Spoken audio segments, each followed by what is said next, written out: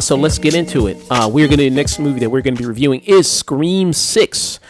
Scream 6 here, the latest entry in the Scream franchise. Here we have the directors Tyler Gillett and Matt Oakland, who are from Scream 5. They also did Ready or Not, which I was a big fan of that movie, but I wasn't a really big fan of Scream 5 myself. I really wasn't really big on that movie. Thought it did a lot of just retreading of old things from the Scream franchise. So here we have following the events of the last movie, and we're going to be spoiling the last movie in case you hadn't seen that. We're going to be spoiling that. The Carpenter sisters, Tara and Sam, they're trying to move on from the events of what happened after the last Ghostface killed a bunch of their friends. This takes place in a new city where you have New York, where Tara and some of them are going to college. And then what you know, Ghostface followed them there all the way to New York and doing some more killing there. So, again, you know, in much Scream fashion, they have to find out who the killer is and do their best to survive.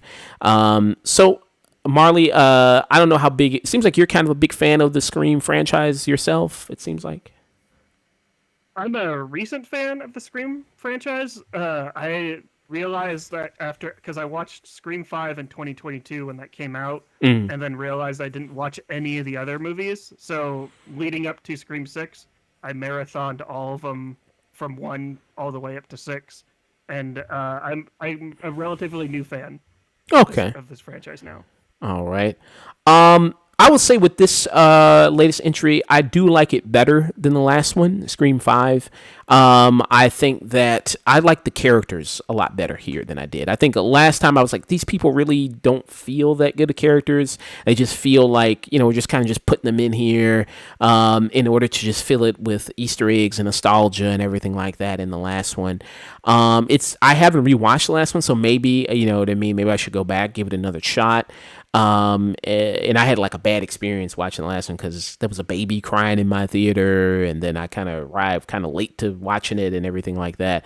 But so maybe I should go back and maybe check it out again. But I think here, I mean, I think the you have what they dub the core 4. So you have the 4 surviving people, the 4 kind of main people of the last movie who survive. They kind of come back and they kind of give themselves a nickname. And that is, you have the Carpenter sisters, so Tara and Sam. So Tara is Jenna Ortega. You have Sam, who's Melissa Barrera. Then you have Chad, who's Mason Gooding, and then you have Jasmine Savoy Brown, who's Mindy. So they're the 2 twins there. And they kind of make up. I think they just work better together. I think they have better chemistry here. I think they kind of have a little bit of kind of better care. I like the stuff with kind of Sam, with kind of her psychology that's kind of going on here. You see that, you know, that after the events of the last movie, she's not really, it's like, you know what, you know, kind of killing those people in the last one. I don't know. I kind of liked it. You know what I mean? I kind of, you know, I kind of enjoyed it. I don't really have a problem with that. You know, kind of, you know, was able to kind of get back at those people. Jenna Ortega, who, you know, her kind of story now, she's like, I kind of just want to move on. I kind of want to be a normal person again. I don't want to be haunted by just being this survivor or the victim of these crimes. I kind of want to kind of advance my life, just move on, go to college, you know, graduate, things like that. Mason Gooden's character, Chad, who, was kind of a nothing character to me in the last one. Here, he's kind of positioned as kind of being the heart of the group, you know, the kind of the protector of the group there. And then Jasmine Savoy Brown, who is Mindy here, who she's the, you know, horror aficionado. She's, I guess, you know, the Randy of the group. Here, she's the one that knows all about the horror movies and horror mythology and everything like that, tropes of horror. And her and Chad's character, they're the niece and nephew of the Randy character from the first movie, Jamie Kennedy. So what was kind of some of your thoughts here, there, Marley? I think I agree with you about the whole Scream 5. I think Scream 5 was a lot weaker than this film. I think this, like, I just did a ranking on all of the Scream movies, and this is like my second favorite. Scream 5 had like had like a really difficult task of like introducing like all these new characters. It's essentially rebooting. It's rebooting like this franchise with this new cast. And I feel like with Scream 6, it's allowing like these characters like to breathe more, and these characters obviously had a lot more time with each other, and like the actors had a lot more chemistry with each other, so they could kind of bounce off of each other and just kind of like interact with each other a lot better. And honestly, I really like the setting of New York. I think this film gets uh, this film handles this film represents New York in like probably the best way. There's numerous scenes in here where when I was watching it, I don't think you could film it in any other city, and you wouldn't get that same effect. The first scene is like takes place in like a bar where Ghostface is like basically is like calling like this girl out to a dark alley, and Mm. like immediately that it's like the way that like that scene is shot. I was like, this is totally like a New York like alley, and just like the type of tension there and stuff like that. I don't know. I just really enjoyed like the New York aesthetic. Yeah. You bring up the New York aesthetic. That's another good thing about this movie. They, like you said, they use New York to their advantage of having like there's a Hmm. scene like you see it in the trailer of the subway, like you see like this hugely crowded subway, and they do that. They do the scene also in the trailer. You see the bodega. I think they do a great scene there, which is really good. So I like the them playing with that, and the kind of saying, and then Hmm. even like in the because New York is known for also like those little ass apartments too. You know what I mean? Like those little ass apartments on top of little ass apartments. So you have Ghostface running around in that apartment there. That probably costs like $2,500 a month for that little for one bed, one bath.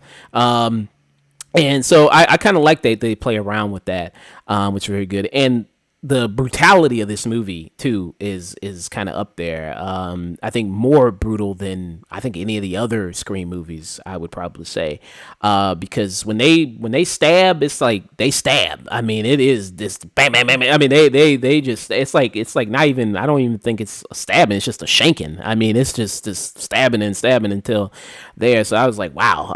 So the brutality is up there with this, which is also pretty good. So you also have some returning people in this movie. You also got like Courtney Cox's character, who was Gail Weathers, who's been in all the other Scream films. You also have Hayden Panettiere, who was Kirby, who she returns as an FBI agent in this. She was the character in Scream 4, so she kind of makes an appearance again here. I think Courtney Cox back as Gail Weathers. Some of the returning characters like her. She doesn't really have a lot to do. She kind of just is kind of brought in. It seems like kind of last minute. It almost feels like it's like, oh right, we forgot. We gotta have another cast member from the first movie back again. Let's throw her in here somewhere. I don't know. I felt like she really didn't need to be here all that much. Then you have Hayden Panettiere's character as Kirby. I don't know. I really don't think there's a lot for her to do here as well. I didn't know she was like such a big fan favorite character, I guess. And I like Scream 4. I think Scream 4 is the second best Scream to me. But yeah, it just kind of seemed like they were kind of just there. What do you think about some of the returning characters coming back? I would kind of have to disagree with you about Gail coming back. I don't think it was. I think her coming back is completely necessary. Kirby, on the other hand, I think was a little bit wasted here, especially like towards the end. But I think that the reason for Gail to come back is it's kind of it's basically like her closure to the franchise, um, and basically like Scream 5 was Sidney Prescott's closure, and this is Gail's closure to the franchise, and kind of opening up the door to the new cast. Mm. Like for anyone that's listening, that's uh, Sydney is not in Scream 6 because like I said, the Scream 5 was her closure, and this is closure for Gail. And for no spoilers, uh, I will say that Gail gets pretty much perfect closure, like in Scream 6, and I was totally satisfied with. with how her character arc ended in Scream Six. Okay. Yeah, and so with this movie, I will also say that I don't think it's so hung up on trying to, talk about nostalgia, trying to bring up, what I mean, Easter eggs and all that. I don't think it's so hung up on that. I think, of course, it being a Scream movie, you got to have the meta stuff in there. And there's a scene, of course, like in these movies where they're going to sit down and talk about, so this is what's happening in this movie. This is what's going on and everything like that. They're going to do that in here. What did you think about the humor and kind of the meta stuff here in this Scream? Well, like the humor and the horror aspect of Scream is probably like the reason why I fell in love with this franchise is because the way it blends in comedy with the horror. It like comedy is there to get the audience like at ease, to kind of like make them feel comfortable, and then all of a sudden here comes Ghostface in with a jump scare.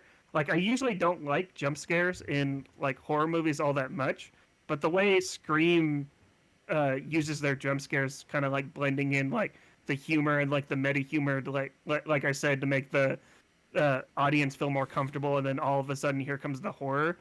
I think they're probably one of the like the way Scream does it. It's they do it better than any other movie. Like I know a lot of movies are like, and I know Cabin in the Woods is pretty famous for like their meta humor, but I'm pretty sure they get their inspirations from the Scream franchise, and Scream Six doesn't let down on that aspect. Yeah, yeah. I think for some reason here I like it better. I think again, I think maybe it's more just the characters are more coming into their own, and it looks like I don't know the box office yet of this movie, but it's getting good reception. I think this movie Scream Six is getting really really good reception. Especially from people who are like diehard fans of this. So it seems like it's doing pretty well. I have to kind of wait to see how well it does in the box office because we're doing this on a Friday. But yeah, so it's clear that they're probably going to do another one. They're going to do a seventh Scream movie probably. And Javon Good in the chat, he brings up a point. He said that well, Sydney was going to be in this movie. She just wanted more money and they wouldn't give it to her. Yeah, that was also another thing. There was a little bit of contract stuff with Nev Campbell and the fact that she didn't feel like she was going to be getting what she was worth there. But as far as like these new cast of characters, do you feel like they more come into you say they more come into their own with this one, and you can see like another movie with them and them really fleshing them out more? Like you kind of really like them here.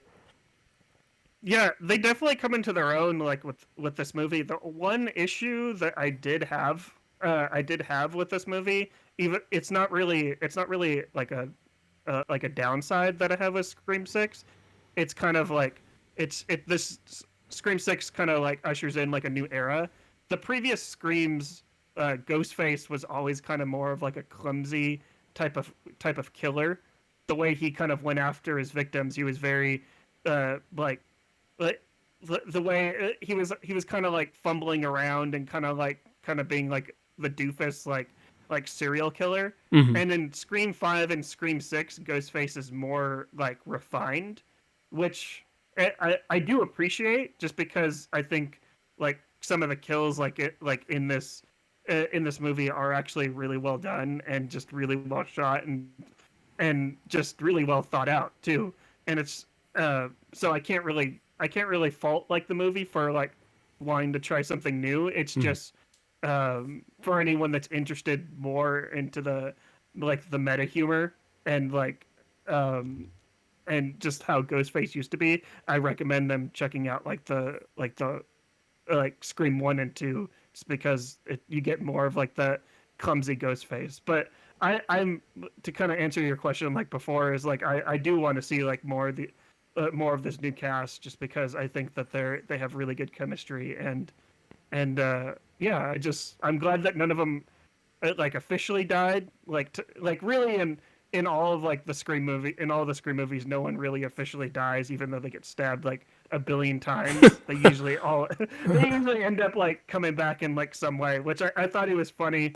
Like Hayden Panettiere's character, she like calls out like her stab wound in this movie, where she actually she literally shows it. She lifts up her shirt and just yeah, I've been stabbed and now I'm working for the FBI and stuff like that. It's just funny. Yeah. I guess I'm gonna toss it back to you again. Discuss any issues you had. I do also like the stuff they did with the Tara. Not Tara. Sam, who's the older sister there.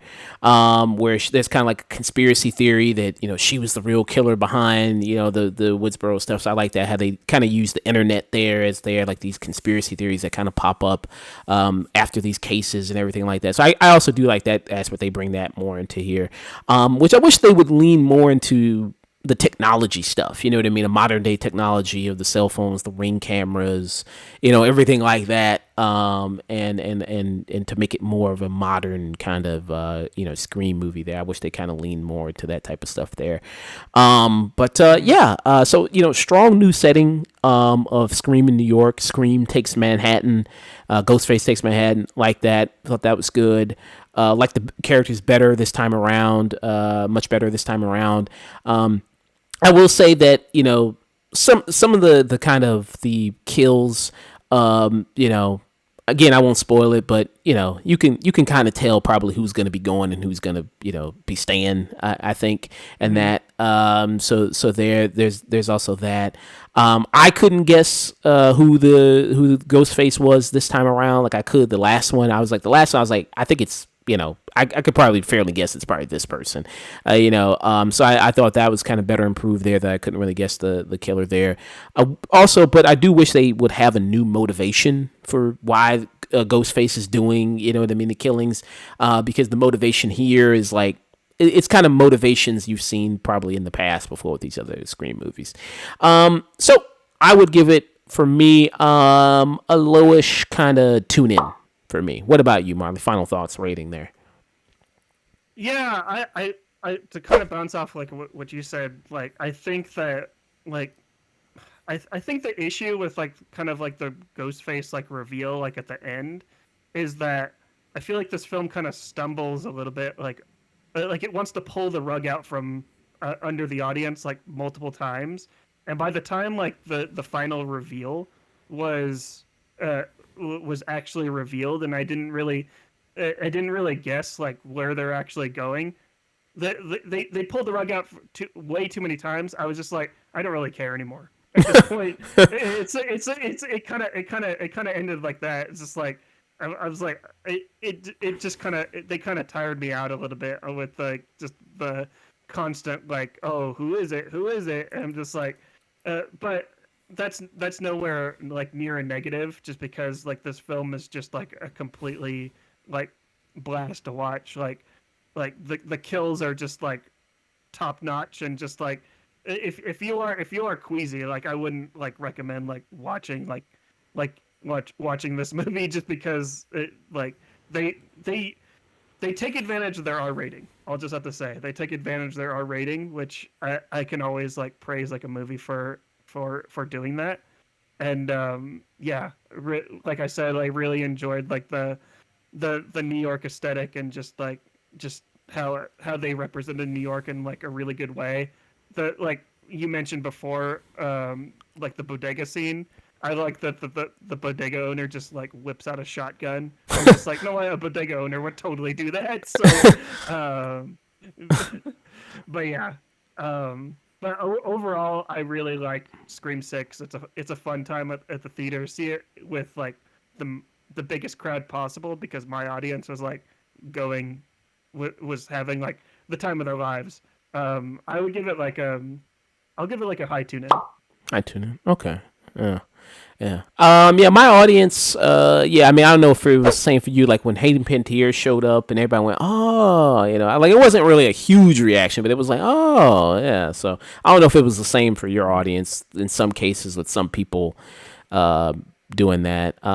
They do a funny, there's some good gags here, some good jokes in here. They do one with Gail Weathers when she first shows up. That's really funny. That's a callback to the first one. That's really good. So that was pretty nice. So they do some kind of really good funny stuff with that. So yeah. So 2 tune-ins for Scream 6.